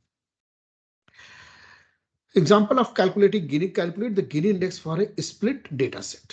तो देखिए ग्रुप्स, क्लासेस, दो ऑब्जेक्ट नेम दिए हैं, count all samples at split point. तो हम लोग क्या कर रहे हैं, ग्रुप्स जो मेरा डेटा है वो हमने पास किया, तो क्या हुआ कि पहला जो ग्रुप आया उसे मैंने लिया लेंथ ऑफ ग्रुप, सम कर दिया, यानी कि लेंथ ऑफ ग्रुप, एक ग्रुप, दो ग्रुप, तीन ग्रुप, चार ग्रुप, एक की लेंथ, दो की लेंथ, तीन की लेंथ, चार की लेंथ, सभी ग्रुप की लेंथ का लिस्ट है। इसमें मैंने सम फंक्शन लगा दिया, सम कर दिया फ्लोट एन इंस्टेंसेस, यानी नंबर ऑफ रोज। अब देखिए कैसे विजुलाइज करना है इसको। जब ये ग्रुप की बात कर रहे हैं तो देखिए मतलब एज, सैलरी, और इससे हम जेंडर प्रेडिक्ट कर रहे हैं। तो मेल, मेल, मेल, मेल, और ये फीमेल, फीमेल, फीमेल, सैलरी है, सैलरी है, ये सब डेटा है। तो ये ग्रुप, ये ग्रुप, ठीक है। तो हम लोगों ने एक एक ग्रुप लिया और इस ग्रुप को नंबर ऑफ इंस्टेंसेस बोले, n1 n2। अगर मैं सम कर दूं n1 प्लस n2 का, तो टोटल नंबर ऑफ रोज आ जाती है, यानी total number of machine learning के टर्म में रोज या टोटल नंबर ऑफ इंस्टेंसेस। तो ये चीज है। चलिए अब मैं क्या कर रहा हूं, बिगिनिंग में गिनी कोफिशिएंट को 0 ले लिया, sum weighted gini index for each group के लिए gini index, for groups in group float length of group, इसको मैंने एक नाम दिया साइज, अवॉइड डिवाइड बाय 0। अच्छा देखिए एक चीज समझिएगा, कोडिंग में आपने पढ़ा भी होगा कि 0 से डिवाइड करने में इशू आता है, क्योंकि 0 से डिवाइड करो तो इन्फिनिट आता है, अनडिफाइंड आता है। तो यहाँ पे हमारा कोड एरर दे देता है, तो हम लोग अवॉइड कर रहे हैं डिवाइड बाय 0। अच्छा ये वाली बात नहीं है यहाँ पे, सॉरी, यहाँ पे सिर्फ 0 से डिवाइड करने को हम लोग अवॉइड कर रहे हैं क्योंकि 0 हो जाएगा। If size is equal to 0 continue, continue ये क्या है, जो हमारे ये लूप्स होते हैं इसको कंट्रोल करने के तरीके हैं। कंटिन्यू मतलब यहाँ पे इफ साइज इक्वल टू 0, तो इसके सब कोड में आए, यहाँ पे कुछ काम बताते हैं, उस काम को करता है। अब यहाँ पे हमने कंटिन्यू कहते हैं, तो कंटिन्यू का मतलब ये है कि आप इसके नीचे मत जाइए, ये जो फॉर लूप है ना, यहाँ पे वापस घूम के आ जाइए, कोई काम मत कीजिए। अब अगली वैल्यू आएगी फिर चेक कीजिए। तो जीरो वाले पे कोई काम नहीं करवाना चाहते हैं, यहां से वापस आ जाने फिर दूसरी वैल्यू। चलिए दूसरी वैल्यू आई, if size equal to zero not equal to zero, यहां पे फॉल्स आ जा रहा है, कंडीशन फॉल्स हुई तो इसके अंदर नहीं जाएगा, इसके सब पार्ट में, तो सीधे यहां पे आएगा। आगे मैंने कहा स्कोर नाम का ऑब्जेक्ट बनाया और उसमें एक वैल्यू डाली 0.0। अब देखिए, score the group based on the score for each class. अब हमें हर एक क्लास के हिसाब से स्कोर देना। याद है गिनी कोफिशिएंट का फार्मूला, G11 यानी ग्रुप 1 का पहला, मतलब देखिए डिसीजन ट्री क्या होता है, ये चला गया, तो इधर क्या है, ये मेल, इधर फीमेल। अब इधर क्या है, ग्रुप 1 कि भाई कितने मेल आए, और ग्रुप 1 का 2 यानी कितने फीमेल आए, जितने फीमेल आए उतनी गलतियां हैं। इधर क्या है, ग्रुप 1 का 1 यानी कितनी फीमेल आई, ग्रुप 1 का 2, ये सॉरी 2 का 1 2 का 2 कि कितने मेल आए, जितने मेल इधर आए गलतियां हो गई। तो इस तरीके से G11 G11 2 G21 G22 ये हो गए 4 ग्रुप। यही फार्मूला था हमारा। अब देखिए हम लोग क्या कर रहे हैं, score the group based on the score for each class for class underscore val classes, यानी जितनी भी टारगेट वैल्यू में कैटेगरी है, मतलब कि जैसे मेल या फीमेल, तो पहली कैटेगरी ली क्रॉस वैल। अब हम लोग क्या कर रहे हैं, फॉर इन ग्रुप, ग्रुप में चलाया रो, रो -1 लास्ट वैल्यू ले रहे हैं, ठीक है, और इसकी लिस्ट ले ली, तो उस कॉलम के लास्ट वैल्यू की सब ले, डॉट काउंट क्लास वैल, तो इसमें जो क्लास वैल है उसका काउंट ले लिया, इसको टोटल डिवाइड किया साइज से, तो पी आ गया, यानी कि ये ग्रुप 1 में डिवाइडेड बाय इसका काउंट लिया, और इसका टोटल नंबर ऑफ रोज 100 है तो इसको डिवाइड किया और इसको पी बोल दिया। अब देखिए स्कोर में is equal to p into p मैंने सेव कर लिया, फिर दूसरी क्लास का फॉर लूप चलेगा उसके लिए भी सेव कर लिया। Weight the group score by its relative size, अब हम वेट दे रहे हैं उसके रिलेटिव साइज के हिसाब से, तो गिनी ये ब्लैक पे हर एक ग्रुप का, देखिए फॉर लूप क्या है, हर एक ग्रुप के लिए ये काम हुआ। अब गिनी इज इक्वल टू 0.0, तो gini is equal to gini plus 1 minus score, ये जो हमारा स्कोर आया है, into size by number of stands, यानी एक ग्रुप की जो साइज है उसको हम लोग डिवाइड कर रहे हैं नंबर ऑफ इंस्टेंसेस, यानी टोटल नंबर ऑफ रोज। यहां से ग्रुप आ रहे हैं, देखिए इसके पैरेलल है, तो हर एक गिनी प्लस में गिनी में ऐड कर दिया स्कोर उसका, फाइनल हम लोगों ने रिटर्न करा लिया गिनी। अब ये हमारा फार्मूला बन गया। अब देखिए प्रिंट गिनी अंडरस्कोर इंडेक्स, और ये मैंने डेटा डाला है, ठीक है, दो रोज है, सॉरी दो कॉलम्स है, ठीक है, एक कॉलम ये, एक कॉलम ये, एक कॉलम ये, एक कॉलम ये, कॉलम ये, दूसरा वाला कॉलम मेरा टारगेट कॉलम है और ये वाला मेरा इनपुट कॉलम है। तो देखिए हम लोग रन कर रहे हैं, तो पहले वाले के लिए 0.5 आया गिनी इंडेक्स। आपको बताया था कि गिनी इंडेक्स 0.5 बहुत खराब, यानी कि नहीं जजमेंट कर पा रहा है, ये 1 1 है, 1 0 है, 1 1 है, 1 0 है, 0 1 है। अब देखिए ये क्या है, 1 0 1 0 1 1 1 1 0 1, इसको ये एकदम सही क्लासिफाई कर पा रहा है। तो ये हमारा फार्मूला है, यहाँ पे देखना है कोड कैसे हो रहा है, बाकी आपको खुद ही करना। अब देखिए example of getting the best split. अब बेस्ट स्प्लिट कैसे लेना है, split the data set based on an attribute and attribute value. तो देखिए हम लोगों ने test split, index, value, data set, तीन ऑब्जेक्ट नेम पास किए हैं। लेफ्ट और राइट, वही लेफ्ट और राइट दो ब्लैंक लिस्ट बनाई है। For row in data set, data set से पहली रो ली, row index is less than value, ये जो क्लासिफाइंग बेस्ट स्प्लिट पॉइंट चुनना है। मैं एक वैल्यू ले रहा हूं, अगर उससे लेस देन है तो लेफ्ट डॉट अपेंड, अगर लेस देन नहीं है तो एल्स में जाएगा, इसके अंदर नहीं जाएगा, इस एल्स में गया तो एल्स में कोई कंडीशन नहीं रखी है और मैंने कहा कि राइट डॉट अपेंड, तो यानी राइट वाली तरफ अपेंड कर दो। रिटर्न करा लिया मैंने, लेफ्ट और राइट दोनों तरफ की बाजुएं आ गई ट्री की। अब उस पे हम लोग जो है calculate the gini index for a split data set. अब groups, classes, number of visitors, float, class work, ये मेरा फंक्शन है जो अभी हम लोगों ने डिटेल में इसको देखा। चलिए, get underscore split, select the best split point for a data set. तो कैसे करना है, डेटा सेट में एक रो ली, उसकी लास्ट वैल्यू सबका सेट यानी टारगेट कॉलम का सेट लिया, तो हमें लिस्ट में डिस्टिंक्ट कैटेगरीज आ गई, जिसको मैंने बोला class value, like cancer, not cancer, fraud, not fraud, male, female. देखिए, B index, B value, B score, B groups, ये मैंने कुछ वैल्यूज डाल दी है इनिशिएशन के लिए, 99, 99, 99, 99, नन।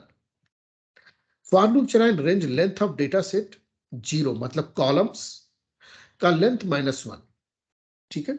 तो एक टारगेट पे हो गया, ये इंडेक्स आ गया। For row in data set, अब ये इतनी बार चलेगा जितने कॉलम है, ठीक, कितनी बार घुमाऊंगा, जितने कॉलम है। तो हर कॉलम के लिए for row in data set में पहली रो आई, टेस्ट अंडरस्कोर स्प्लिट। तो मेरा ये फंक्शन आ गया कि भाई पहला कॉलम आया, for row in data set, row index is less than value, आपको वैल्यू डिफाइन करनी है स्प्लिट पॉइंट, ठीक है। और उसके बाद जो है अपेंड करता चला जाएगा। तो अब मैं क्या कर रहा हूं कि इंडेक्स, रो इंडेक्स, अब मैंने रो का इंडेक्स लिया, यहां पे क्या है, रो इंडेक्स, यहां पे इंडेक्स है length of data set column, तो मैंने उस पर्टिकुलर कॉलम के हिसाब से उस रो का, पहली रो का वैल्यू लिया, डेटा सेट इंडेक्स, और इसको नाम दिया ग्रुप्स। अब ये मेरा बन गया रो वाइज, क्या है, रो वाइज इंडेक्स, एक रो का डेटा मिल गया, रो वाइज इंडेक्स मतलब एक कॉलम का डेटा मिल गया, और इसको मैंने नाम दिया ग्रुप्स। गिनी इंडेक्स में इस ग्रुप्स को पास किया और ये क्लास वैल्यू को, क्लास वैल्यूज, इस मुझे रिजल्ट देगा गिनी। चलो प्रिंट करके देख लेते हैं, इंडेक्स +1, अभी जो इंडेक्स है, रो इंडेक्स, रो की वैल्यू, और गिनी कोफिशिएंट कितना आ रहा है। If Gini is less than underscore b score, मुझे कुछ फिक्स रखना था कि भाई इससे कम हो गिनी, इफ गिनी, तो ये नाम रख दिया 99, तो कभी 999 तो कभी पहुंच ही नहीं पाएगा। तो गिनी की वैल्यू है बी स्कोर, एक चेक करने के लिए मुझे एक थ्रेशोल्ड रखना था, मतलब एक अपर लिमिट कि उससे कम हो, ताकि मैं इस इफ एल्स लूप को चला सकूं और मैं फिर इसमें से बेस्ट ले सकूं। तो if b score, if Gini is less than b score 999, तो ऐसा करो, index, row index, Gini, groups, इसको असाइन कर दो, और ये नई वैल्यू इस इंडेक्सेस में असाइन कर दो, ये पुरानी हट जाएंगी, ये नई वैल्यू असाइन कर दिया। अब मैंने return index, b index, value, group, ये 3 वैल्यू रिटर्न करा रहा हूं। चलिए, टेस्टिंग द बेस्ट स्प्लिट, ये देखिए मेरे पास 1, 2 और ये टारगेट कॉलम है 0, 0, 0, 0, 0, 1, 1, 1, 1, ये डेटा ले लिया। गेट अंडरस्कोर स्प्लिट, ये रन कर दिया हम लोगों ने, तो ये देखिए हमारा रिजल्ट आ गया, x1 2.711, जब रो की वैल्यू 2.711 थी, ये देखिए 2.771, तो गिनी 0.44 था। जब हमने 1.78 लिया तो 0.50 था, 1.72 लिया तो इतना था, ऐसे सबका गिनी आ गया। अब देखिए हमारा split index plus split value, तो split x1 is less than 6.64, यानी x1 वाला जो कॉलम है, x1 6.642 मेरा बेस्ट स्प्लिट पॉइंट मिल रहा है, यानी 6.642 से ऊपर वाली एक कैटेगरी और 6.642 से नीचे वाली एक कैटेगरी। तो इस तरीके से हम लोगों ने बेस्ट स्प्लिट पॉइंट निकाल लिया दोस्तों। अब आते हैं example of building a tree, हमें एक ट्री बनाना है। तो split a data set based on an attribute and attribute value, test split, Gini index, Gini split जो कर चुके हैं। अब क्रिएट टर्मिनल नोड वैल्यू, अब हम एक ट्री और उसके नीचे की ट्री और उसके नीचे की ट्री डेप्थ में चलते चले जाएंगे। तो देखिए, क्रिएट टर्मिनल नोड वैल्यू, मैंने एक फंक्शन बनाया to_terminal, यहां पे मैं एक ग्रुप पास कर रहा हूं या column. For row in group, एक रो आई, रो -1 लास्ट ने इसको आउटकम दे दिया, फिर रिटर्न आउटकम की जगह आउटकम डॉट काउंट। तो की के हिसाब से आउटकम्स का काउंट दे दिया, जैसे कि 0 1 है तो 0 के कितने काउंट है, 1 है तो 1 के कितने काउंट है, या मिनमैक्स, या फिर cancer not cancer, fraud not fraud, ऐसा। अब चलिए create child split for a node on the make terminal. अब देखिए चाइल्ड स्प्लिट क्या है। देखिए सपोज कि ये एक आपका ट्री है, गुड बैड। अब देखिए ऊपर 6.642 मिल गया स्प्लिट पॉइंट। अब इधर गए फिर से स्प्लिट कर रहे हैं, ठीक है। अब क्या है, यहां पे एक दूसरा कॉलम आपको लेना होगा। दूसरा कॉलम क्या है, गुड बैड आप कर रहे हो, तो आप किसकी बेसिस पे गुड बैड कर रहे हो, तो आपने किया इस बार एज की बेसिस पे किया, इस बार सैलरी वाला कॉलम लिया, तो गुड बैड। हर बार डेटा देखिए यहाँ 100 थे, 1000 थे, तो हर बार डेटा कम होता जा रहा है। अगर सेम कॉलम ले रहे हैं तो डेटा कम होता चला जाएगा। तो इसको बोला टर्मिनल, टर्मिनल नोड। और ये जो इसके ये दोनों है ये कहलाए दोस्तों चाइल्ड नोड। तो टर्मिनल नोड, ये चाइल्ड नोड। इसी तरीके से ये दोनों चाइल्ड है, इनके लिए ये पेरेंट नोड है, पेरेंट नोड ये। और ये इसके लिए ये पेरेंट नोड, और इनके ये चाइल्ड नोड, ये इसके लिए पेरेंट नोड, ठीक है। तो ये होता है डिसीजन।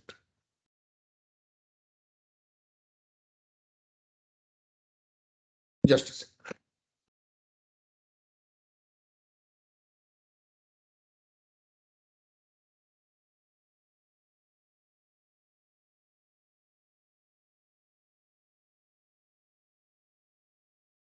देखिए create child split for a node और मेक टर्मिनल। देखिए split node max depth minimum size depth.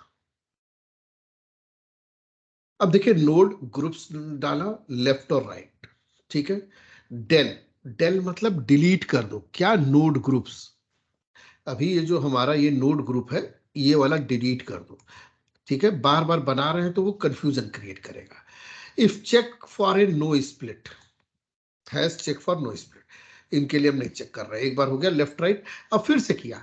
If not left और नॉट राइट, या लेफ्ट या राइट कुछ भी नहीं है दोस्तों, तो node right is equal to to underscore terminal left plus right. तो क्या करो, node right node left equal to node right, node और राइट दोनों तरफ एक ही चीज असाइन कर दो, टू अंडरस्कोर टर्मिनल। ये देखिए टू अंडरस्कोर टर्मिनल, फिर से शुरू कर दो लेफ्ट प्लस राइट, रिटर्न कर दो। Check for max depth. अब देखिए ये जो मैं कर रहा हूं ना, ये ट्री के टर्मिनल से तो ये डेप्थ में जा रहा हूं, डेप्थ में जा रहा हूं, डेप्थ में जा रहा हूं। एक ट्री, दो नोड, तीन नोड, एक नोड, दो नोड, तीन, तो इतनी डेप्थ में जा रहा हूं। तो इस डेप्थ की बात हो रही है। If depth is greater than equal to max depth, आपने मैक्स डेप्थ जो डिफाइन की है अगर उससे ज्यादा है तो आप क्या करो, node left comma node right equal to to underscore terminal left comma to, left वाले टर्मिनल को इसमें असाइन कर दो, राइट वाले को इसमें असाइन कर दो, रिटर्न कर दो। अब मुझे नया नोड मिल गया। तो कोडिंग में हम क्या कर रहे हैं, एक नोड जब बना ले रहे हैं तो ऊपर के नोड को हम लोग काट दे रहे हैं, फिर इस नोड से आगे बढ़ रहे हैं, फिर इस नोड को काट दे रहे हैं, ऐसे करते चल रहे हैं। Process left child, in length of left is less than equal to minimum size. तो अगर लेफ्ट एक तरफ का जो ब्रांच है ट्री का अगर लेस देन मिनिमम साइज है, तो वहीं पे नोड लेफ्ट जगह टू अंडरस्कोर टर्मिनल लेफ्ट यहीं असाइन कर दो, वही असाइन कर दो। मिनिमम साइज मतलब कि यहाँ पे 15, मैंने कहते 15 से ज्यादा, तो 15 से अगर कम डेटा है तो सेम असाइन कर दो। होता क्या है ना कि हर बार डेटा फिल्टर होता आ रहा है। मैं आपको फिर से दिखाता हूं। देखिए ये ट्री आया, डेटा कम होता जा रहा है ना, यहाँ 100 था फिल्टर होके अब यहाँ 50 रह गया या 25 रह गया। मैंने कह दिया भाई 15, एक नोड पे अगर 15 से कम आ रहा है तो मत करो, तो सेम यही वाली वैल्यू यहाँ असाइन कर दो, है ना। तो ये चीज हुई डेप्थ के साथ मिनिमम साइज। तो same no term to under terminal left को लेफ्ट में असाइन कर दिया। अगर मिनिमम साइज से कम नहीं है ज्यादा है तो गेट अंडरस्कोर स्प्लिट, स्प्लिट वाला फंक्शन चला दो गिनी कोफिशिएंट वाला, split node left max depth means eight depth +1 node left, और ये स्प्लिट आ गया। और इफ प्रोसेस राइट चाइल्ड, अब राइट वाले ट्री की ओर जाओ, दूसरी तरफ सेम प्रोसेस को रिपीट किया। तो ये हमारा हो गया कैलकुलेट करने का तरीका। बिल्ड ए डिसीजन ट्री, तो एक फंक्शन बनाते हैं बिल्ड अंडरस्कोर ट्री। इसमें मैंने अपना ट्रेन का डेटा डाला, मैक्स डेप्थ डाला, मिनिमम साइज डाला, root is equal to get underscore split train, get underscore split train run किया, इसको रूट बना दिया। अब स्प्लिट रूट कर रहा हूं, यानी कहीं पे वो पेरेंट नोड है, फिर नेक्स्ट टाइम वो चाइल्ड नोड है, तो उसका जब चाइल्ड बना रहे हो तो उसके लिए वो रूट नोड है या पेरेंट नोड है। Root node, parent node, terminal node, ये तीनों एक ही नाम है, रूट नोड, पेरेंट नोड और टर्मिनल नोड। तीनों एक ही। चलिए print decision tree, print underscore tree node depth 0।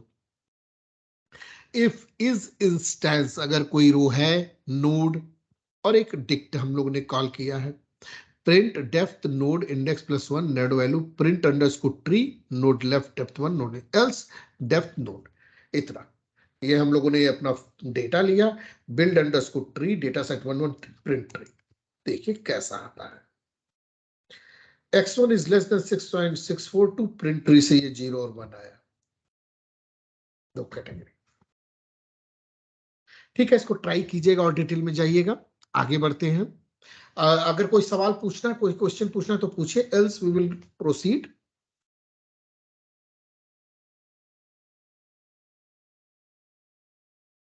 Yes Premda. हाँ प्रोसीड। चलिए example of CART on the bank note data, bank note data ये सब देखिए आपका काम है, आप लोग ये डेटा ये मैंने अपलोड कर दिया है, सारे डेटा सेट्स को एग्जामिन कीजिए, उसके कॉलम्स को देखिए कैसा डेटा है। ठीक है, चलिए बैंक नोट डेटा पे लोड किया, string to float, cross validation, accuracy matrix, evaluate algorithm, test split, Gini index, get split to underscore terminal, create child split for node on one, split, build tree, predict decision tree. और देखिए सीधे मैंने data लिया, load underscore CSV data set, number of fold 5, max depth 5, minimum size 10, यानी 10 से कम पे नहीं करना है। देखिए इसको रन कर दिया। तो डिसीजन ट्री बहुत सारे कैलकुलेशन करता है तो थोड़ा टाइम लगता है। तो देखिए ये अभी ब्लैक है, मतलब प्रोसेसिंग हो रही है। ये आ गया रिजल्ट, 97.299% एक्यूरेसी आ गई। अब इसका प्रिडिक्ट का फंक्शन बना लेते हैं।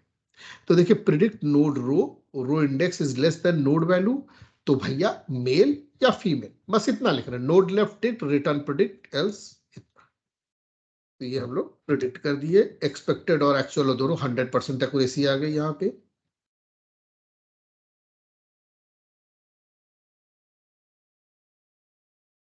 चलिए अब हम लोग बढ़ते हैं न्यू बेस की ओर। सारा थ्योरेटिकल देखा ही है आपने। अब आते हैं न्यू पेज। एक सेकंड आ रहा हूं बस।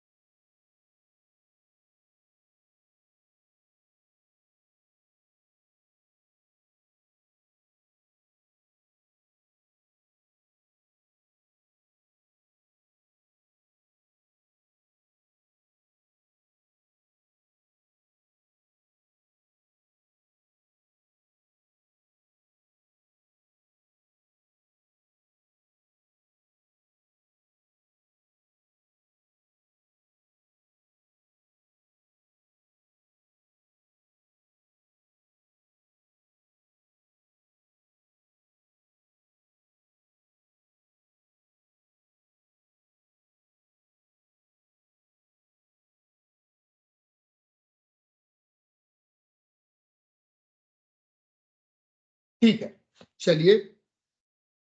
अच्छा प्रियंवदा, आपके कोई क्वेश्चंस हैं, कुछ और चीज जाननी है,